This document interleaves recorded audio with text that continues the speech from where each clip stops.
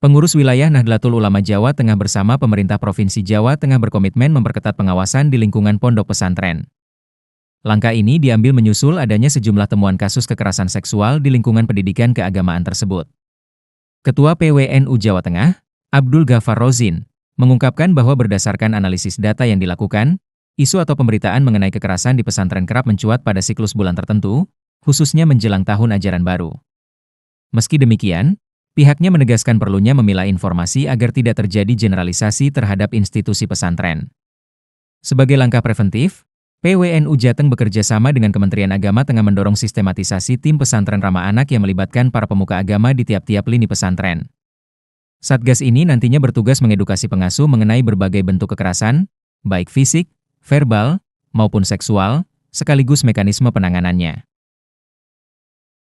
Kita bersama-sama dengan otoritas dalam hal ini Kementerian Agama mendorong satu sistem yang disebut sebagai tim pesantren ramah anak. Ini ada satgasnya di masing-masing pesantren yang itu dipimpin dan direstui oleh pengasuh pesantren.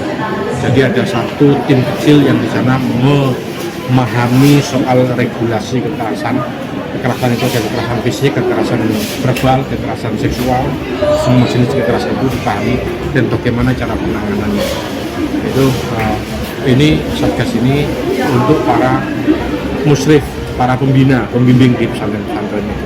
Ini sedang kita lakukan.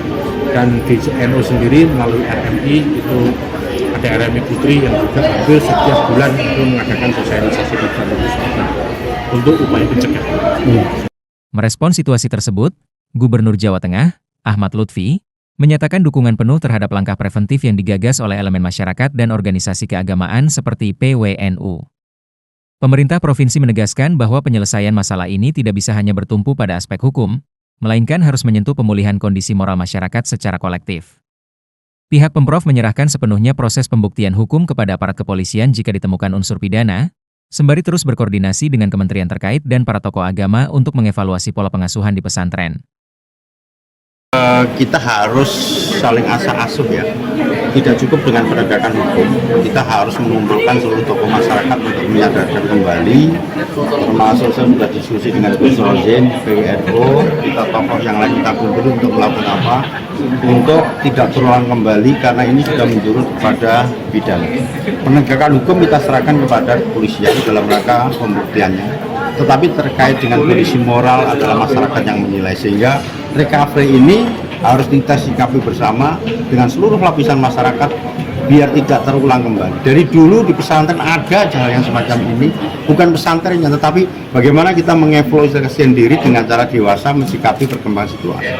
Dan ini perlu, sehingga nanti dari kementerian juga kita perlu sampaikan, kemudian dari aparat penegak hukum juga kita selesaikan, tokoh masyarakat itu sampaikan, sehingga tidak ternoda kembali kejadian terulang dan terulang lagi. Jadi penghayat Pak. Ivan Aditya Maulana melaporkan dari Kota Semarang, Jawa Tengah.